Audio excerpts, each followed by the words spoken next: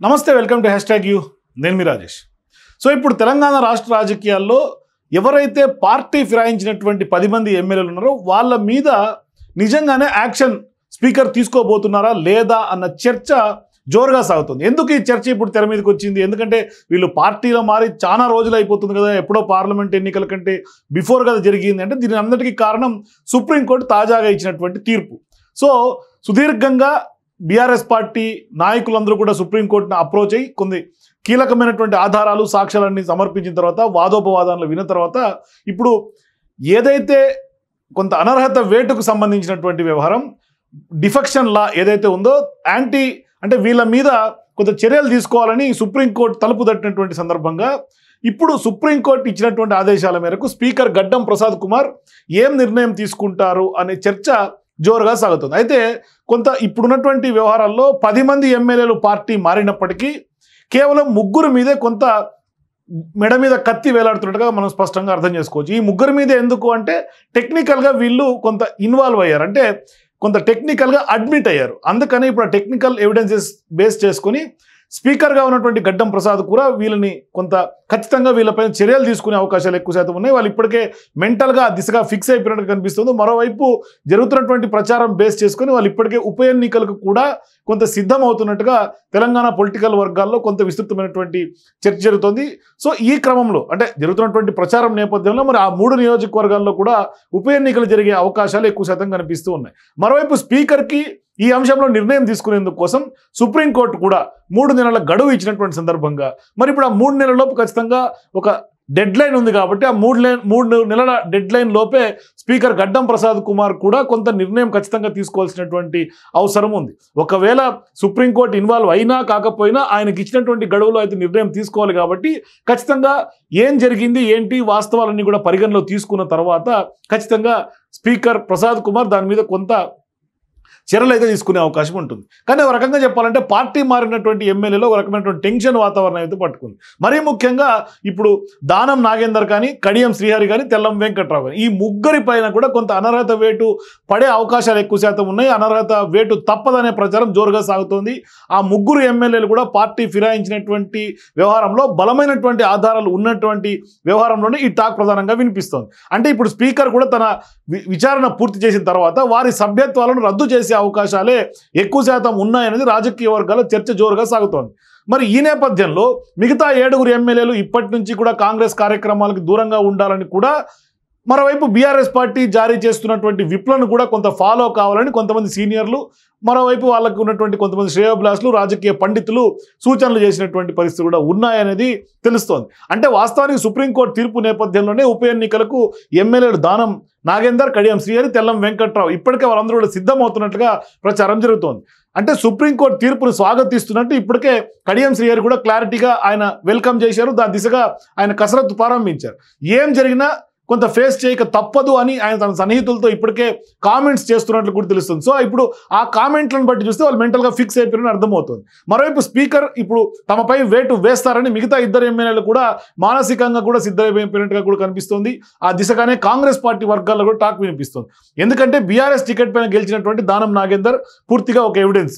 అంటే కడియం శ్రీహరి, తెల్లం వెంకట్రావు కూడా కాంగ్రెస్ పార్టీ తీర్థం పుచ్చుకున్న తర్వాత అంటే కండువాలు మార్చిన తర్వాత అధికార పార్టీ కార్యక్రమాల్లో కాంగ్రెస్ పార్టీ కండువా కప్పుకొని వీళ్ళు పార్టిసిపేట్ చేశారు. దానం నాగేందర్ ఏకంగా కాంగ్రెస్ పార్టీ బీఫామ్ పైన సికింద్రాబాద్ నియోజకవర్గం నుంచి ఎంపీగా పోటీ చేశారు. మరోవైపు ఆయన ఎమ్మెల్యే ఎన్నికల్లో BRS party B form, BRS party కండువా వేసుకుని ఖైరతాబాద్ నుంచి ఎమ్మెల్యేగా గెలుపొందినటువంటి పరిస్థితి. అంటే ఇప్పుడు ఖచ్చితంగా టెక్నికల్గా అడ్మిట్ అయ్యారు. ఒకవైపు కాంగ్రెస్ పార్టీ బీఫామ్ తోటి ఎంపీగా పోటీ చేయటం, ఎమ్మెల్యే ఎన్నికలప్పుడు ఖైరతాబాద్ నుంచి బీఆర్ఎస్ బీఫామ్ నుంచి పోటీ చేయటం. సో ఇట్లా ఖచ్చితంగా లీగల్గా ఎవిడెన్స్ అంటే స్పష్టంగా అడ్మిట్ అవుతున్నటువంటి పరిస్థితి మనకు కనిపిస్తుంది. సో ఒక రకంగా చెప్పాలంటే బలమైనటువంటి సాక్ష్యాలు ఉన్నాయనేది ఇప్పుడు న్యాయ నిపుణులు కూడా అంచనా వేస్తారు. మరోవైపు కడియం శ్రీహరి కానీ, తెల్లం వెంకట్రావు కూడా ఎందుకు అడ్మిట్ అయ్యారు అంటే వాళ్ళు ఏకంగా కాంగ్రెస్ పార్టీ కండువాలు కప్పుకొని ప్రచార కార్యక్రమాల్లో పార్లమెంట్ ఎన్నికల్లో పార్టిసిపేట్ చేయడం, మరోవైపు బీఆర్ఎస్ పార్టీ ఎమ్మెల్యేలు అండి కాంగ్రెస్ పార్టీ ప్రచార కార్యక్రమాల్లో పాల్గొనడం అనేది ఇప్పుడు చాలా కీలకంగా మారింది. సో ఇప్పుడు అది కీలకంగా మారినటువంటి నేపథ్యంలో ఖచ్చితంగా వీళ్ళ ముగ్గురిపైనే కొంత చర్యలకు ఉపక్రమించే అవకాశాలు ఉన్నట్టుగా చర్చ జరుగుతుంది. మరోవైపు ఈ 3 నెలల్లోనే నిర్ణయం తీసుకోవాలని ఇప్పటికే సుప్రీంకోర్టు కూడా తీర్పు ఇచ్చినటువంటి సందర్భంగా స్పీకర్ ఏం డెసిషన్ తీసుకుంటారనేది కొంత ఉత్కంఠగా మారింది.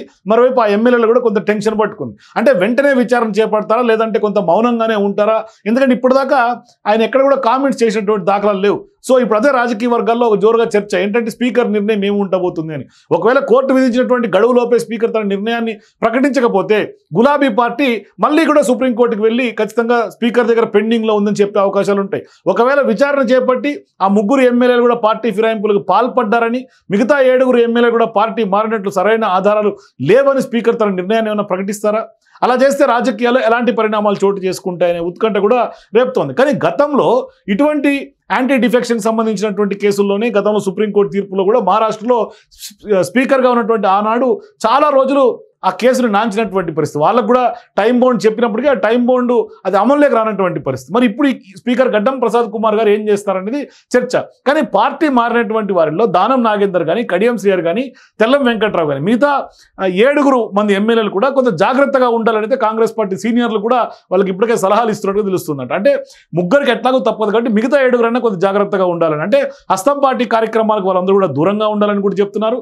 పార్టీ ఫిరాయింపులకు పాల్పడినటువంటి వ్యవహారంలో ఎలాంటి ఆధారాలు కూడా లభించకుండా కొంత కేర్ఫుల్గా ఉండాల్సినటువంటి అవసరం అనే హితబోధ కూడా ఆ సీనియర్లందరూ కూడా కొంత మిగతా 7 కూడా చేస్తున్నట్టుగా కనిపిస్తోంది. మరోవైపు అసెంబ్లీ సమావేశాలు జరుగుతున్నటువంటి సందర్భంగా ఆ సమావేశాల టైంలో చర్చలకు కానీ ఓటింగ్ సమయాల్లో కానీ బీఆర్ఎస్ పార్టీ విప్ని కొంత జారీ చేసి వాళ్ళని ఒబే చేసి వాళ్ళని ఫాలో కావాల్సినటువంటి అవసరం ఉందనే సూచనలు కూడా కొంత చేస్తున్నట్టుగా కనిపిస్తుంది. మరోవైపు ఇప్పటికే అరకెపూడి గాంధీ లాంటి వాళ్ళు, అట్లాగే కొంతమంది ఎవరైతే పార్టీలు మారారో మన పోచారం శ్రీనివాసరెడ్డి కానీ ఇట్లాంటి వాళ్ళు కూడా కొంత వాళ్ళు క్లియర్గా చెప్తూ ఉన్నారు. వాళ్ళందరూ కూడా దేవుడి కండువానే కప్పుకుని మేము కాంగ్రెస్ పార్టీ కండువా కప్పుకోలేదని చెప్తున్నారు. మరి ఇప్పుడు ఈ ముగ్గురిపైనే వేటు అనే ఒక ప్రచారం జరుగుతున్నటువంటి నేపథ్యంలో మరి ఇప్పుడు పోచారం శ్రీనివాసరెడ్డి గారు ఉన్నారు. ఆయన చాలా సీనియర్ నాయకులు. ఆయన నిజంగానే దేవుడి కండువా కప్పుకున్నట్టుగా కొంతమంది చెప్పినా, ఆయన కూడా చెప్పినా ఆయన ప్రభుత్వానికి అడ్వైజర్గా ఉన్నారు. మరి ఇది టెక్నికల్గా మరి స్పీకర్గా ఉన్నటువంటి గడ్డం ప్రసాద్ కుమార్ అడ్మిట్ చేస్తారా లేదా అని కూడా చూడాలి. ఎందుకంటే అరికపూడి గాంధీ పిఎస్సి కమిటీకి చైర్మన్గా ఉన్నారు అసెంబ్లీకి సంబంధించి. అది ఎట్లాగూ ప్రతిపక్ష పార్టీకి సంబంధించినటువంటి పదవే కాబట్టి అది పెద్దగా ఇబ్బంది లేదు. ఆయన గతంలో కూడా దీని మీద ఈయనకు పదవి ఇచ్చినటువంటి నేపథ్యంలో కొంత బీఆర్ఎస్ పార్టీ నుంచి కూడా భిన్నాభిప్రాయాలు వచ్చినటువంటి క్రమంలో కూడా గతంలో అప్పుడు ప్రతిపక్ష పార్టీ ఎమ్మెల్యే కాబట్టే నాకు ఇచ్చారని ఆయన డిఫెండ్ చేసుకున్నటువంటి నేపథ్యం కూడా అరకపూడి గాంధీ వ్యవహారంలో ఉంది.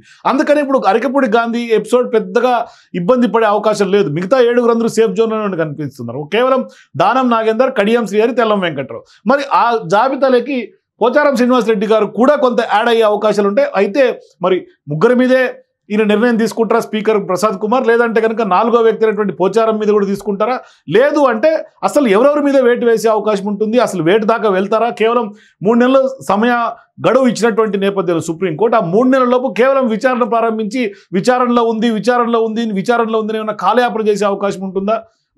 మరి స్పీకర్ అంత డేర్గా బోల్డ్గా ఆ పార్టీ ఎమ్మెల్యేలే, ఇప్పుడు కాంగ్రెస్ పార్టీ ఎమ్మెల్యేలు కాబట్టి కొంత సపోర్ట్ చేయకుండా పూర్తిగా అంటే బేసిజాలకు లేకుండా పార్టీలకు సంబంధం లేకుండా ఖచ్చితంగా ఇది నిర్ణయం తీసుకోవాలి అంటే ఆదర్శంగా ఇప్పటికే సీఎం రేవంత్ రెడ్డి గారు కానీ లేదంటే కనుక కాంగ్రెస్ పార్టీ అగ్రనాయకత్వం కూడా కొంత ఈ డిఫెక్షన్ సంబంధించి కొంత సపోర్ట్ చేస్తున్నట్టు ఇక్కడ కనిపించట్లా. కానీ సీఎం రేవంత్ రెడ్డి గారు కూడా కొంత ఈ మధ్యకాలంలో ఆయన వరుసగా వ్యవస్థలన్నీ కూడా నిర్వీర్యమైపోతున్నాయి, వ్యవస్థలను కాపాడాలంటున్నారు. కాబట్టి మరి రాజ్యాంగ వ్యవస్థలో ఉండి ఇప్పుడు అసెంబ్లీ అంటే పార్లమెంట్ సెషన్స్, అసెంబ్లీ సెషన్స్ ఇవి కూడా కొంత వ్యవస్థలు కొంత నిజంగానే బాగు చేయాలని ఒక చిత్తశుద్ధితో కనిపిస్తున్నారు. కాబట్టి మరి ఆ సందర్భంగా ఏమైనా వేటు నిర్ణయం ఏమైనా తీసుకునే అవకాశాలు ఉంటాయా?